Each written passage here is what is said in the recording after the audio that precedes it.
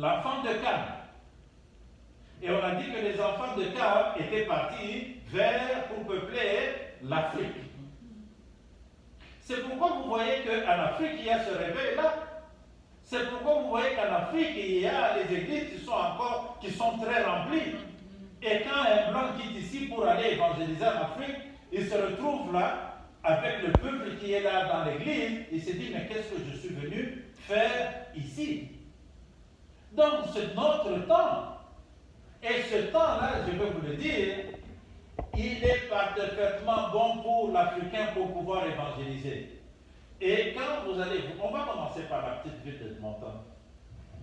On va commencer par la petite ville d'Edmonton.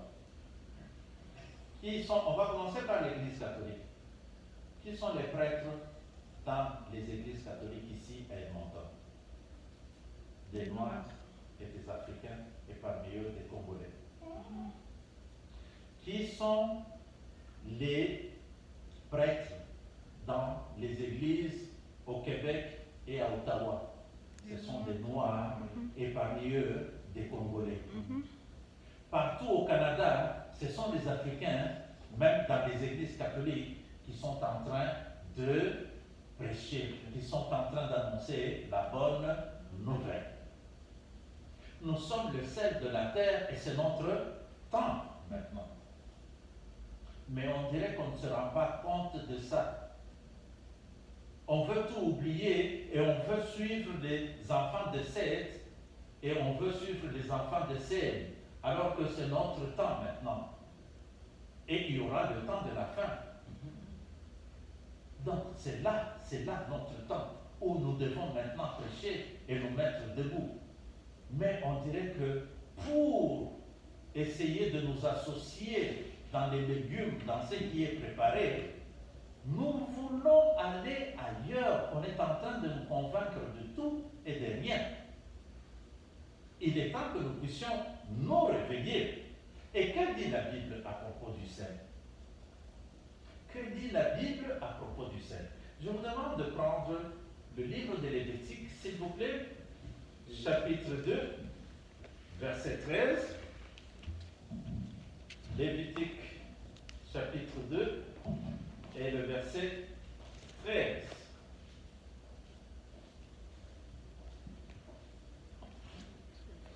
Donc, Lévitique, vous l'avez trouvé?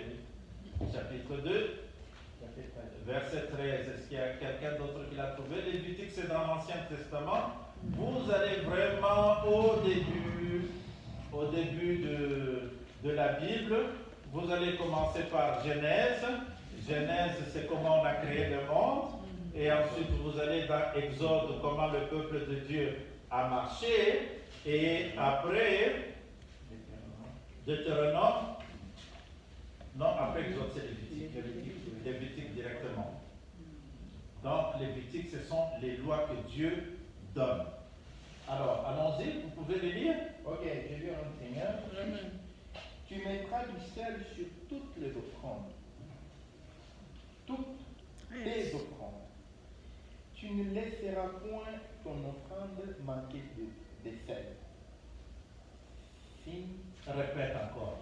Répète, c'est dans la fin, la signe. Recommence encore. Oui, je recommence tout. Tu mettras du sel sur toutes tes offrandes. Tu ne laisseras point ton offrande manquer de sel. Signe de l'alliance de ton Dieu. Sur toutes les offrandes, tu mettras du sel. Ok. Je vous pose la question.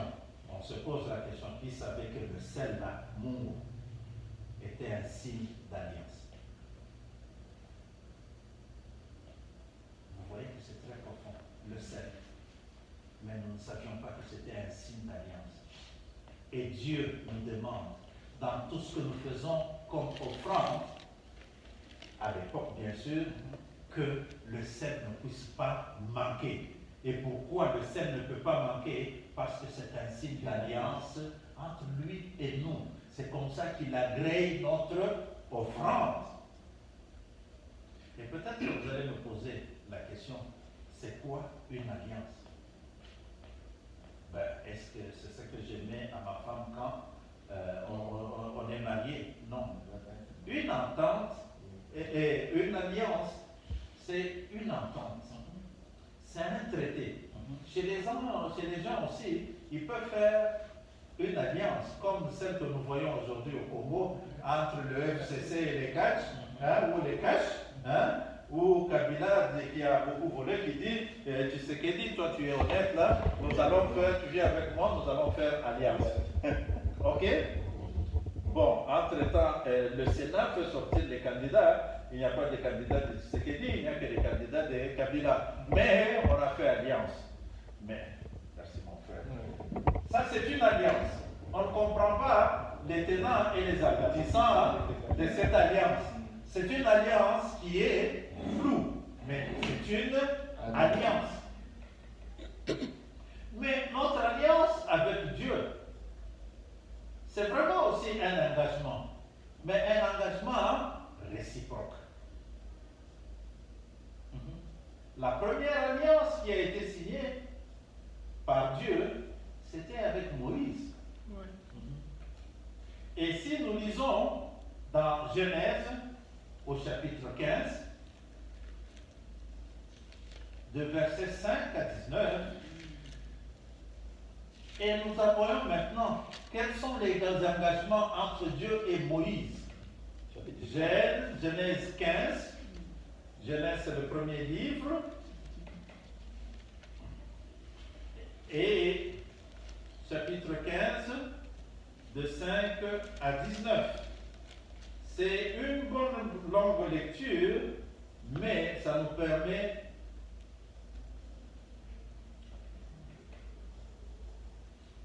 alors, on va commencer chapitre 15, 5 à 19. Est-ce qu'il y a quelqu'un qui peut le lire?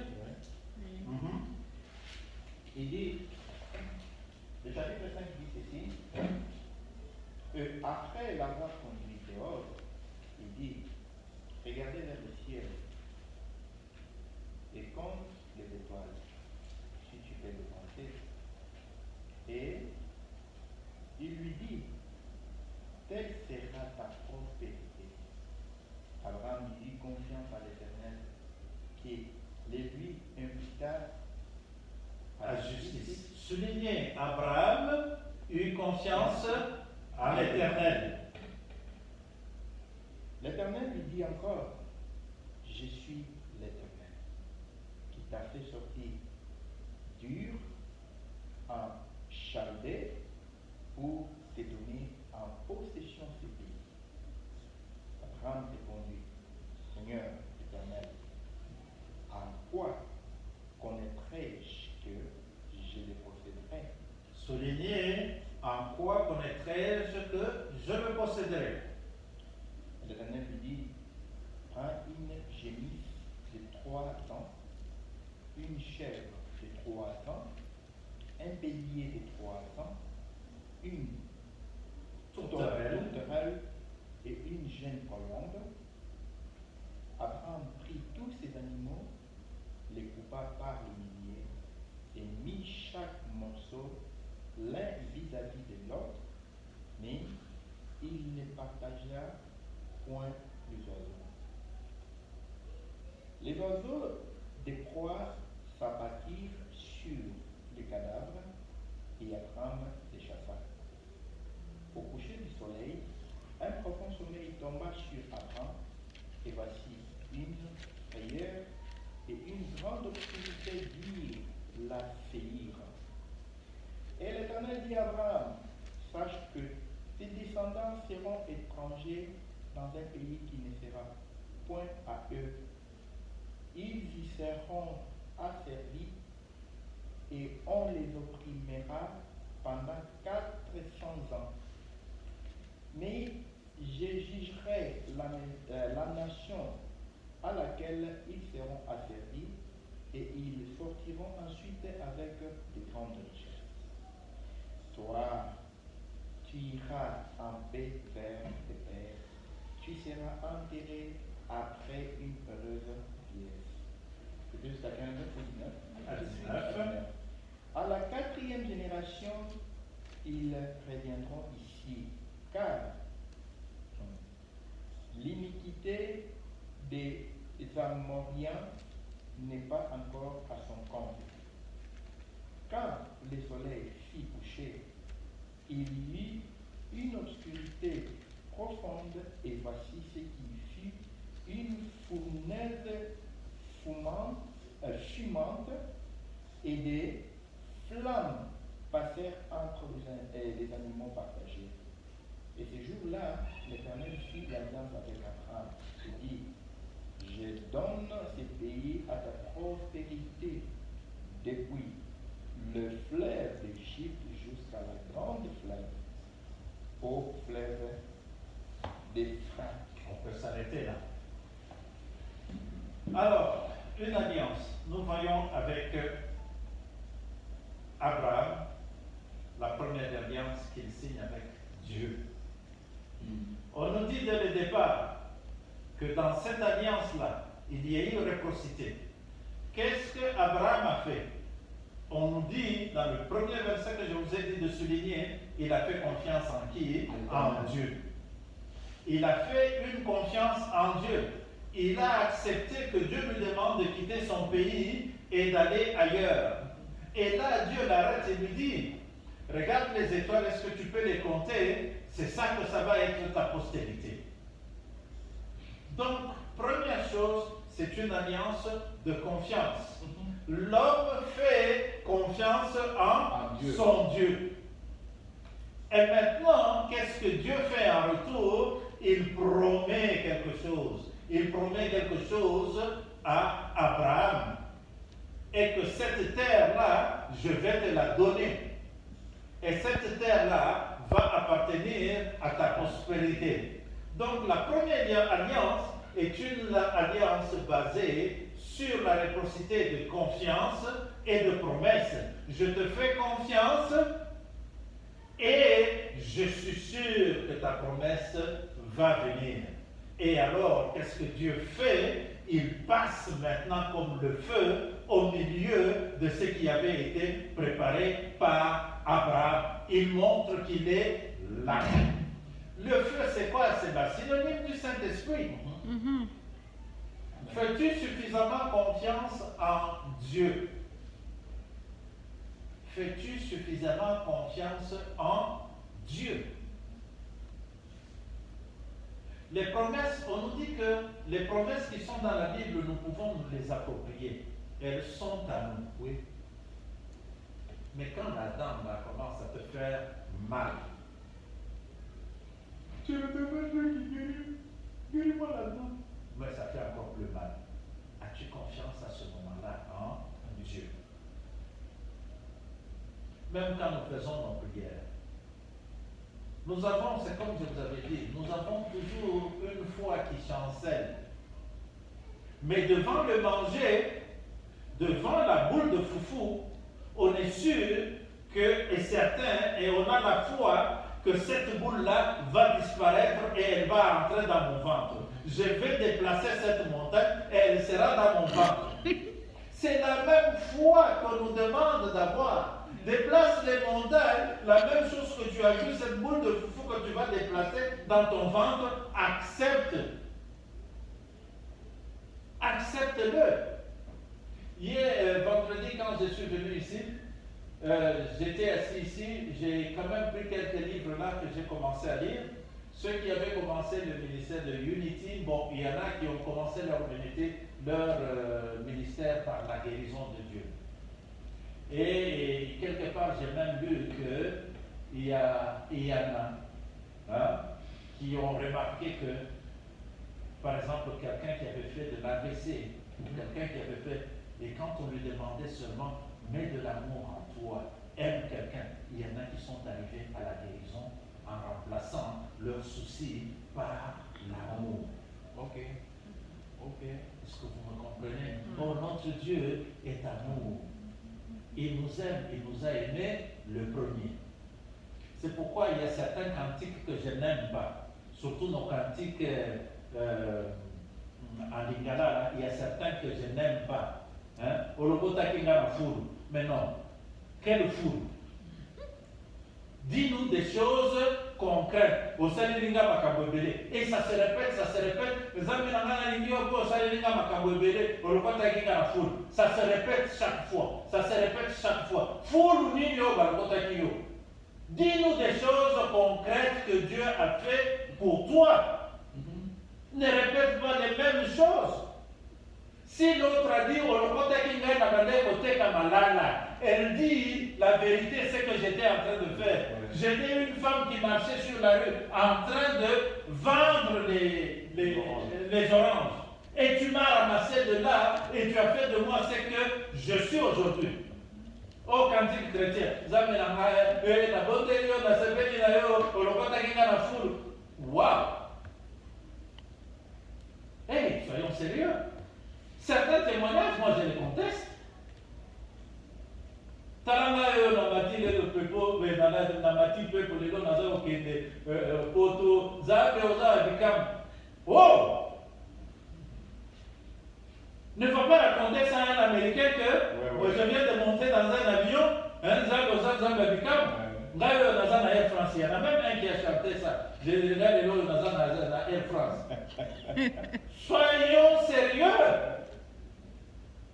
Soyons sérieux. Il y a des enseignements qui sont la consommation locale. Oui. Quittons la consommation locale. Oui. C'est comme si vous dites que tout le monde mange la chikwang. Mais attends, soyons sérieux. La chikwang, là, si elle a fait beaucoup de jours, là, elle dégage quand même une certaine odeur là, que pour les uns, ils vont vomir directement. C'est pas tout le monde qui mange la chikwang. C'est comme vous me demandez si tout le monde mange le camembert ou quoi là. Il y a de ces fromages là, quand vous les mettez dans la bouche, vous avez envie de vomir. Hein? C'est comme quand vous me demandez si tout le monde mange les pâtes de grenouille, mais c'est pas tout le monde qui mange les grenouilles. Pour moi, la grenouille là, mais non. Mais non. Soyons sérieux, quittons un peu l'évangélisation locale. Allons plus loin. Même nos cantiques, ils doivent refléter quelque chose pour remercier vraiment Dieu.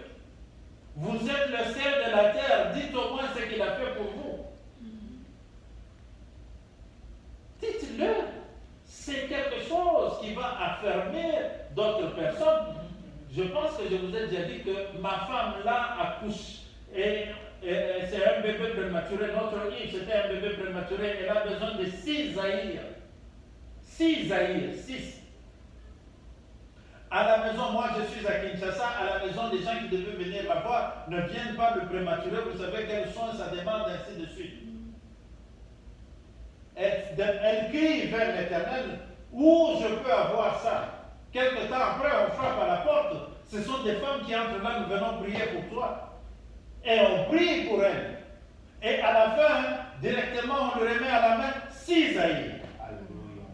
Ça au moins, vous dites, voilà ce que Dieu a fait pour moi. Amen. Je connais quelqu'un en train de demander l'argent, mais je demande, mon Dieu, je demande, je ne sais pas. Il entend une voix qui lui dit, sors, va devant l'église. Il va devant cette église-là, il trouve une vieille femme qui est là, qui dit, mais où est-ce que tu étais pendant tout ce temps? En train de le gronder presque. Où est-ce que tu étais pendant? Je suis là en train de t'attendre. Et la femme prend l'argent, lui remet exactement le montant qu'il était en train de chercher. C'est ça des choses que nous voulons. Montrer que notre Dieu est vivant. Il y a ma campagne.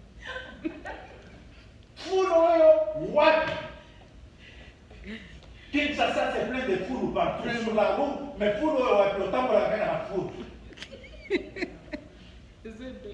Mais oui, vous pensez que je suis dans la foule ou la foule, et puis vous dites que Dieu a fait un miracle, vous le comptez dans la foule. Seigneur, il y a des moments que nous devons avoir notre confiance à notre Dieu. Nous lui disons, Dieu, je te donne ma confiance et j'attends et je m'approprie tes promesses. Et je sais que le feu du Saint-Esprit va descendre et il va traverser sur moi, sur ce que je te donne comme offrande. Et mon offrande là, on a dit qu'elle doit être salée. Je suis le sel de la terre. Voilà ce que nous devons faire. Voilà comment est-ce que nous devons avancer. Pas ce que nous faisons actuellement. Et tout le monde, il n'a pas dit là que vous deviendrez un royaume de prédicateurs. Non. Mais maintenant, c'est tout le monde qui est prédicateur. Comme si on avait dit que pour servir Dieu, il faut devenir prédicateur. Ganatea. Mais, Otea, oui. Oui, Natera Anza, Moussali Anzambé. Oui, mais Moussali Anzambé, ce n'est pas soit toi qui le déclare. Les chrétiens, on a dit, et ils les appelèrent les chrétiens. Ce sont les autres qui les ont appelés chrétiens. Mais toi, chaque jour, tu te fais appeler Moussali Anzambé. Comme si Dieu avait dit, je vais créer un royaume des prédicateurs. Non, c'est un royaume des sacrificateurs. Le sacrificateur, il faisait quoi? Il présentait les doléances du peuple auprès de Dieu. Cette semaine qui vient de passer, combien de temps t'es-tu mis en prière pour présenter le problème de quelqu'un auprès de Dieu? C'est ça un sacrificateur. Combien de temps tu t'es mis, même sur le dos, un problème de quelqu'un d'autre? Combien de temps t'es-tu mis à prier pour ton pays? Moi, le Canada, c'est devenu mon pays. Je prie pour ce pays-là. Je sais que je viens du Congo, je prie aussi pour le Congo, parce que j'ai des gens aussi qui ont besoin de moi. Donc, c'est ça qui devait nous animer, un royaume de sacrificateurs. C'est ça le royaume des sacrificateurs. Mais pas se déclarer soi-même, je suis prédicateur. C'est comme si on était devenu un royaume de prédicateurs. La deuxième alliance, quand nous la voyons dans la Bible, c'est dans les livres d'Exode. Je sais que mon message, normalement, sur le sel, il est long, mais aujourd'hui, on ne va faire que prendre une partie. Le dimanche prochain, peut-être si c'est encore moi, nous allons continuer ce message sur le sel. Alors, la deuxième alliance, c'est l'alliance du sang. Alors, nous allons lire dans Exode 24, 7 à 8. Et là, nous sommes avec Moïse. S'il y a quelqu'un qui l'a eu. Exode 24, 7 à 8. J'ai lu au nom de Jésus. Il prit le livre de l'Alliance et le lut en présence du peuple. Ils dirent, nous ferons tout ce que l'Éternel a dit et nous obéirons. 8. Moïse prit le sang et il répandit sur le peuple en disant, voici le sang de l'alliance que l'Éternel a faite à vous selon toutes ses paroles. Ok? On peut diminuer un tout petit peu, Grâce? Alors, Moïse, il va prendre le livre de l'Alliance, ok? Au verset 7, et il va le lire en présence du Bible et du peuple. Et voilà la promesse que Moïse fait à Dieu. Nous ferons tout ce que l'Éternel a dit et nous obéirons. Promesse et obéissance. Obéissance envers qui? Envers Dieu. Là, c'est la deuxième alliance qu'on appelle l'alliance du sang. L'alliance du sang, vous venez pour vos péchés, vous donnez l'animal, le sang coule, ok? Le sang coule, c'est alors que vous obtenez la rémission de vos péchés. Cette alliance existe encore maintenant. Cette alliance existe. Le sang qui coule n'est plus le sang de vache qu'il fallait renouveler, mais nous avons une nouvelle alliance basée sur le sang. C'est le sang de Jésus-Christ. Ce sang-là ne change pas. Ce sang est le même. Ce sang continue à laver. C'est un sang précieux. C'est un sang qui nous guérit. C'est un sang qui nous justifie. Voilà ce sang-là. Voilà ce sang que nous avons aujourd'hui. Nous avons la promesse et nous avons l'obéissance. Quand nous avons l'obéissance, nous avons que ce sang-là, il est précieux et il nous justifie. Nous n'avons pas à nous en faire. Amen. Mon Dieu, est-ce que tu m'as vraiment pardonné? Mais oui, je t'ai pardonné. Et tu reviens comme mon Dieu, je ne sais pas ceux qui disent vraiment, Dieu vraiment m'a pardonné. Parce que il a dit qu'il t'a pardonné. Il t'a pardonné. Ne reviens plus sur ton péché. Sois obéissant. C'est ce que Moïse promet ici. Nous allons faire tout ce que l'Éternel nous a demandé.